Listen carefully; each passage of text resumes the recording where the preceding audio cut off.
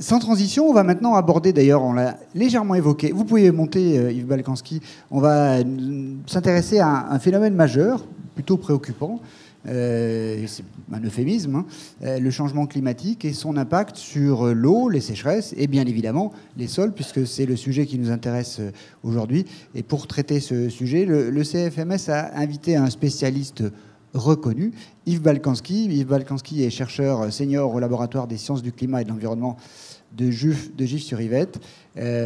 Pour cette séquence un peu particulière qui va durer 20 minutes, c'est normalement la seule, à part François Depardon. Je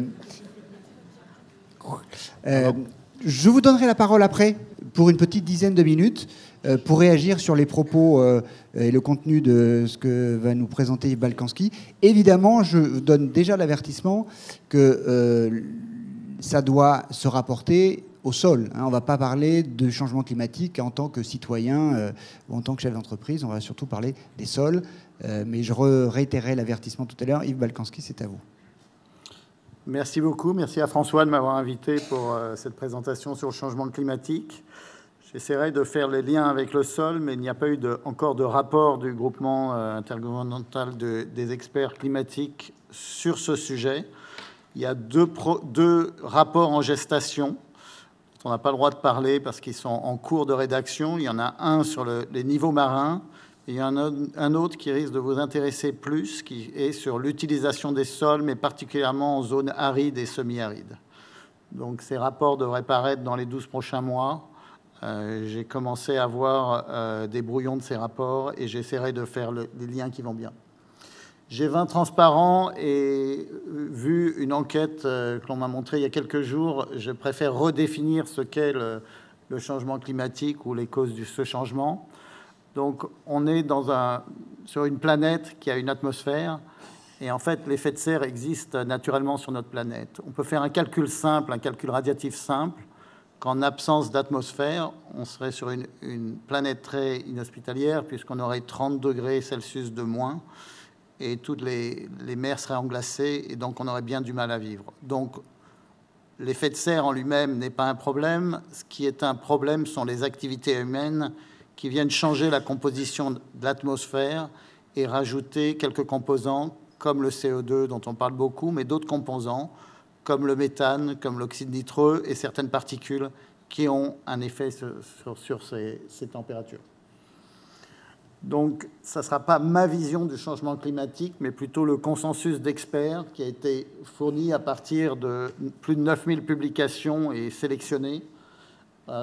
Plus de 250 auteurs et 600 contributeurs. Et ces chapitres ont eu énormément de commentaires et d'affinements. Pour arriver à 14 chapitres, un résumé pour les décideurs, parce que les chefs de gouvernement et les ministres n'ont pas le temps de lire un pavé de 350 pages, donc un résumé en 14 000 mots, et 19 messages clés, dont je vous citerai certains. Alors, le premier message qui est tout à fait clair au sujet des mesures que l'on a du climat et aussi des résultats de la modélisation du climat, c'est que le réchauffement du système climatique est sans équivoque depuis les années 50. Beaucoup des changements observés sont sans précédent depuis des décennies jusqu'à des millénaires, et ça c'est important d'insister sur les périodes de temps et la rapidité de ce changement, et que l'atmosphère et l'océan se sont réchauffés, la quantité de neige et glace a diminué, le niveau de mer s'est élevé et les concentrations à effet de serre ont augmenté, j'ajouterais fortement augmenté. Sur cette carte, ce que vous voyez, c'est l'accroissement de température à partir de 1901 jusqu'à 2012. Alors, vous voyez qu'on a environ 1 degré Celsius d'accroissement de température, ce n'est pas uniforme. La température s'élève de manière plus forte sur les continents.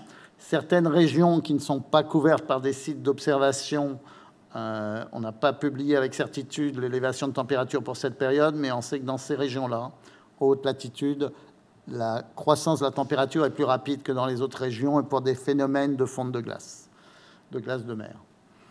Voici maintenant les courbes de température globale relatives à la période de 30 ans entre 61 et 90. Ce que vous voyez, c'est une période assez stable au début de la révolution industrielle. suivi par une période où les températures s'élèvent, particulièrement après la Seconde Guerre mondiale, une stagnation et un rapide accroissement de la température et un plateau qui a été énormément discuté récemment par les climato-sceptiques, un plateau d'environ une dizaine d'années. Et je vais vous montrer comment on vient de sortir de ce plateau.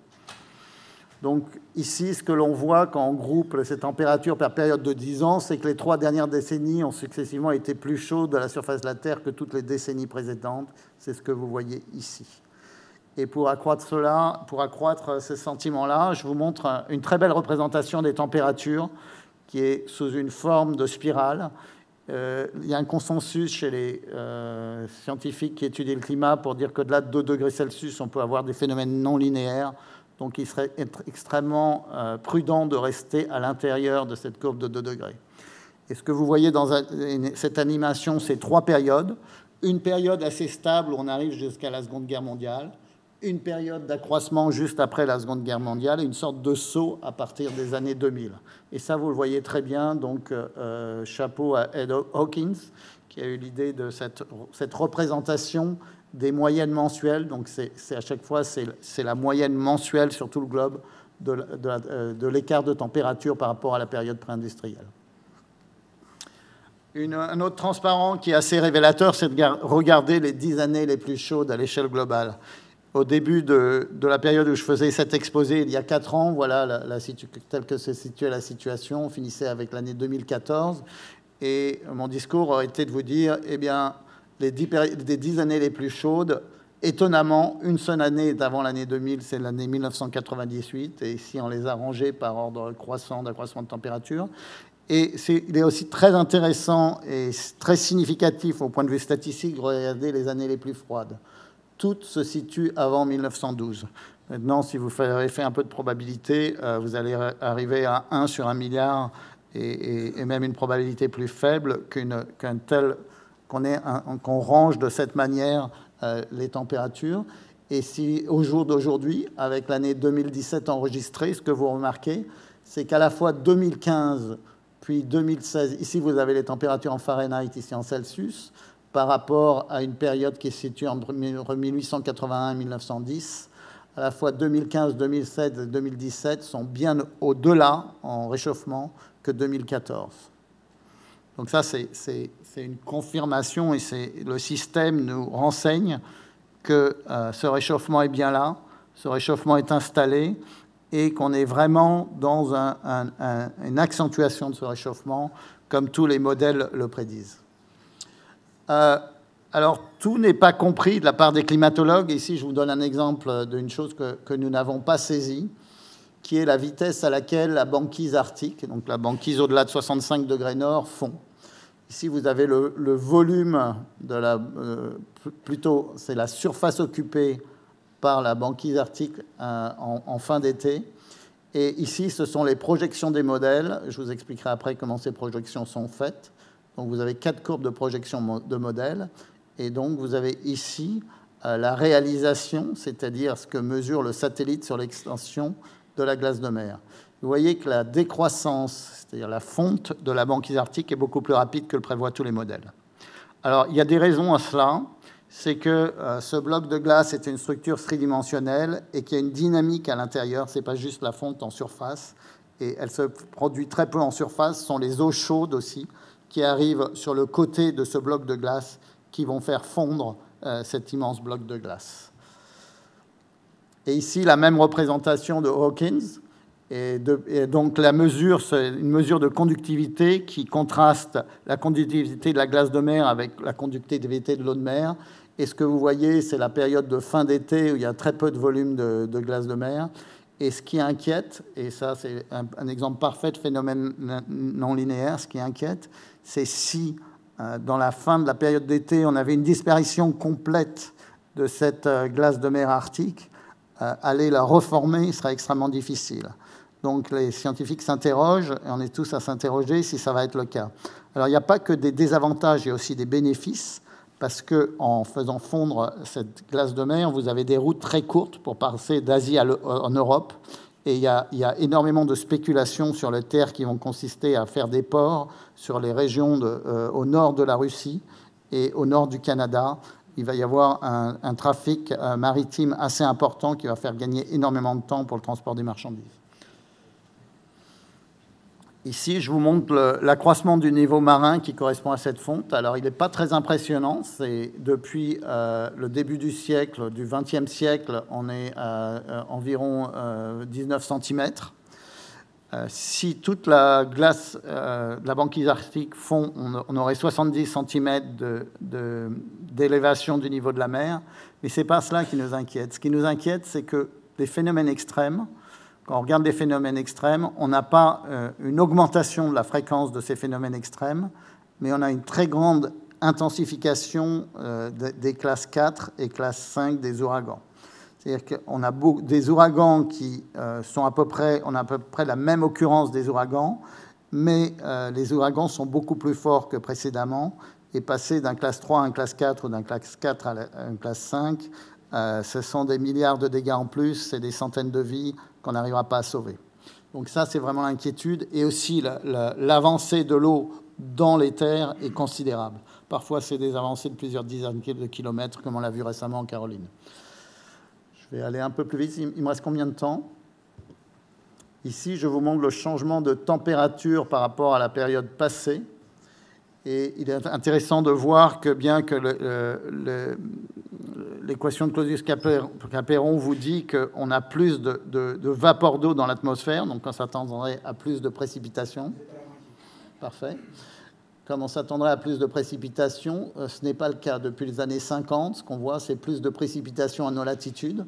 Et vous avez des régions clés de la Terre qu'on appelle les zones semi-arides où les précipitations sont de l'ordre de 300 mm par an, ou donc en pourtour de bassin méditerranéen au Sahel en particulier, où vous avez une diminution de la précipitation, ou des régions où il y a plus de précipitations comme l'Asie, où vous voyez une diminution qui est attribuée aux aérosols, aux particules dans l'atmosphère. Et ça, il y a de la très bonne science qui montre cela. Donc on a encore des choses à comprendre, et c'est peut-être ce qui vous intéresse le plus d'un point de vue de sol, c'est de comprendre comment ces précipitations vont varier. La même chose que je vous décrivais pour les ouragans, on l'observe pour les précipitations. Les cas extrêmes de précipitation, donc les précipitations extrêmes dans des temps assez courts, relativement courts, sont des occurrences de plus en plus fréquentes. Donc on a de plus en plus de précipitations extrêmes. Donc mon conseil, je ne suis pas du tout un spécialiste de vos domaines, mais ça serait plutôt de ne pas regarder la crue du siècle, mais plutôt de regarder la crue du millénaire, ou de ne pas regarder le taux de précipitation extrême du siècle, mais s'il avait été enregistré, de regarder le taux de précipitation du millénaire. Donc de vous donner vraiment de la marge, parce que c'est une tendance qui va se poursuivre et s'accentuer d'après notre compréhension du système. Voilà ce dont je parlais au début, c'est cet accroissement des effets de serre qui, pour le CO2, vous voyez qu'on passe de niveau, ça c'est des parties par million dans l'atmosphère, donc on a une croissance de 40%, on a passé les 400 ppm maintenant. On est parti de 280 à la période pré-industrielle, et au dernier âge glaciaire, il y a 18 000 ans, on avait 220 ppm. Donc ce sont des croissances substantielles. En même temps, vous avez la pression de CO2 dans l'océan qui augmente, bien sûr, parce que le CO2 pénètre l'océan, ce qui crée une acidification. Vous voyez des très faibles changements de pH, mais ce sont des changements suffisants pour créer une perte considérable sur certains organismes, peut-être que certains coraux marins.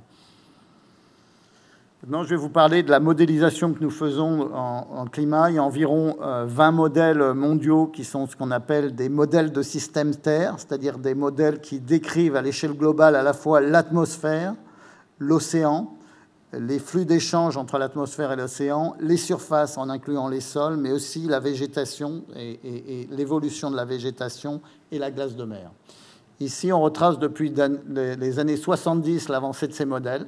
Donc, on avait une couche physique qui comprenait ces trois compartiments. Et vous voyez que dans les 10 dernières années, ce qu'on a rajouté, c'est une description interactive du cycle du carbone, une végétation qui répond au changement climatique, une chimie atmosphérique relativement détaillée, et aussi la glace sur les continents qui nous permet de voir si on arrive à reproduire le recul de certains glaciers. La plupart des glaciers, comme vous l'avez pu vous-même l'observer, sont en net recul. Et c'est vrai de tous les continents. Les défis sont immenses. Pouvoir représenter l'orographie et la barrière des Alpes, mais pas seulement des Alpes, c'est le défi auquel on fait face. Et ça change considérablement l'incursion de la vapeur d'eau et l'incursion des précipitations. Donc on a besoin de raffinement. Imaginez-vous qu'au-dessus de chaque maille, on a une centaine de boîtes en élévation dans l'atmosphère et 50 à 60 boîtes dans l'océan en dessous du niveau de la mer. Donc on arrive pour la période d'observation aux conclusions suivantes, c'est que l'influence humaine a été détectée dans le réchauffement de l'atmosphère et de l'océan, les changements du cycle de l'eau planétaire, la fonte des neiges et des glaces, l'élévation du niveau marin moyen et la modification de certains extrêmes climatiques. Alors, on ne nous a pas permis d'écrire « il est certain » parce que ce n'est pas un langage scientifique. Il est certain lorsque vous avez une observation d'un phénomène qui n'est pas statistique. Il est écrit qu'il est extrêmement probable, ce qui pour nous est une probabilité de 95 à 99%, que l'influence humaine a été la principale cause du réchauffement observé depuis le milieu du XXe siècle. Alors comment procède-t-on pour comprendre les trajectoires que l'on prend et qu'est-ce qui va se passer d'un point de vue changement de climat au XXIe siècle? Eh bien, on fonctionne par scénarios socio-économiques. C'est-à-dire qu'il y a des centres qui ont ce qui s'appelle des Integrated Assessment Models, des IAM. Je ne suis pas assez rapide pour le traduire en français. Mais ce que l'on fait, c'est que l'on dit, supposons un scénario où technologiquement on fait des avancées remarquables et on est capable de pousser toute cette technologie vers les pays les plus pauvres. Et donc il n'y a pas de délai entre le moment où on trouve une technologie et on la passe à l'hémisphère sud ou à d'autres pays qui sont pas aussi avancés que les pays qui font ces réalisations. Voilà les concentrations à effet de serre, ça suit les concentrations à effet de serre, pour arriver en 2100 à un changement du forçage radiatif en watts par mètre carré de 2,6 watts par mètre carré. Si vous voulez le convertir en température, vous divisez approximativement par 2, et donc ça revient à un accroissement de température de 1 à 2 watts, de 1 à 2 degrés. Pardon. Il y a un autre cas de figure, qui est cette courbe rouge, où on consomme à gogo, on ne se limite pas, on ne se soucie pas de l'environnement et on ne passe pas les nouvelles technologies vers les voisins. On arrive dans ce scénario, où on arrive à 8,5 watts par mètre carré, donc d'un croissant de température de moins 4 degrés Celsius. Et ensuite, vous avez des scénarios intermédiaires. Donc, ce qui nous intéresse comme habitants de cette planète, c'est savoir où va-t-on se retrouver parmi ces 4 scénarios. Et dans le reste de mon exposé, je vais vous donner quelques indications. Alors ça, ce n'est pas une conclusion de l'IPCC, c'est plutôt ma vision du futur. Donc, il faudra mettre quelques bémols. Il y a une relation extrêmement intéressante et extrêmement simple qui permet d'intégrer tout ce qui se passe dans le système. Et cette relation, qu'est-ce qu'elle vous dit? Elle vous dit que si vous intégrez le nombre de gigatonnes de carbone qui ont été émises depuis le 1850, et si vous me dites combien de gigatonnes de carbone on aura émis en 2100, moi je peux vous répondre, eh bien, l'accroissement de température sera 3 degrés, qui correspond à une émission entre 1000 et 2000 gigatonnes de carbone. Donc cette relation est extrêmement utile. Actuellement, on produit à peu près 8 gigatonnes de carbone par an à l'échelle globale. Donc vous voyez qu'on peut assez vite arriver vers des réchauffements assez importants. Oups, je crois que... Ouais. L'ambition est de limiter à 2 degrés Celsius cet accroissement de température. Et qu'est-ce que cela voudrait dire? Je pense que c'est tout à fait irréaliste, parce que cela voudrait dire qu'en 2050, nous réduirions de 40 à 70% les émissions de l'année 2010. Nous ne sommes pas du tout dans cette trajectoire-là. Et qu'en plus, les émissions seraient nulles, voire négatives, à la fin du XXIe siècle. Ça, je ne sais pas le faire. Arriver à des émissions nulles ou négatives à l'échelle globale, je ne sais pas le faire. Ce qui pourrait nous sauver, c'est que tous les gens qui travaillent sur des technologies avancées vous diront qu'on ne peut pas du tout prévoir une technologie à une échelle plus longue que 30 ans. On peut avoir d'excellentes surprises et qu'on est incapable aujourd'hui de dire quelle technologie on aura dans 30 ans. Donc espérons que j'ai tort. Mais nos projections, et je vais vous expliquer pourquoi elles risquent de s'avérer pas trop fausses, nous disent qu'au lieu d'être à 2 degrés, nous allons plutôt être entre 3 et 3,5 degrés. Alors, sur quoi repose mon raisonnement? C'est que ces projections sont parties de l'année 2010 ou 2008. Et ici, vous avez ce qui s'est passé réellement. En fait, la courbe que nous suivons, c'est la courbe la pire que nous avons vue. Et nous ne diminuons pas nos émissions, certainement pas à l'échelle globale. Il y a quelques endroits, comme l'Europe de l'Ouest, les États-Unis, qui ont été capables de réduire leurs émissions. La Chine, dans certaines conditions, quand ils ont eu une économie qui est extrêmement faible, mais quand on voit que dès que l'année est économiquement bonne, les émissions repartent à la hausse. Et je crois que c'est mon dernier transparent. Pour conclure, je voudrais dire simplement qu'en lien avec les sols, ce que nous avons comme élément pour dire qu'il faut être particulièrement vigilant lorsque vous regardez une perspective de 50 ou 100 dernières années, c'est que les extrêmes reviennent avec des temps de retour de plus en plus courts. C'est-à-dire que si vous avez une mesure d'un extrême qui vous intéresse pour évaluer vos sols qui est de 100 ans, c'est probablement pas suffisant parce que vous pourriez voir cet extrême revenir dans une période beaucoup plus courte, de l'ordre de 10 à 40 ans. Donc, ce qui serait idéal, et malheureusement ce qu'on n'a pas, c'est des mesures de toutes ces variables sur des périodes de 1000 ans, par exemple. Parce que là, on aurait vraiment des fondations qui soient réalistes.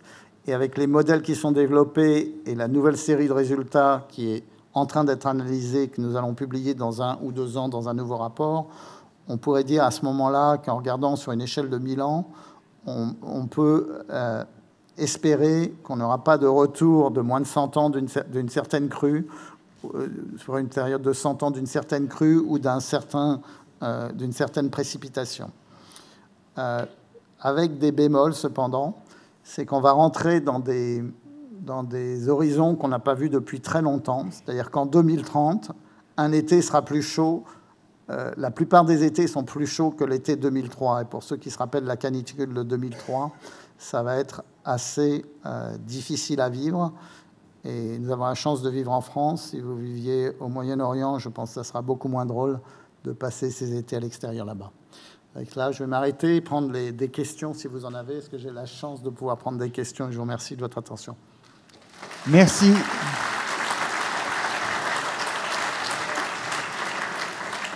Merci Yves Balkanski. Vous nous avez donné la pêche là.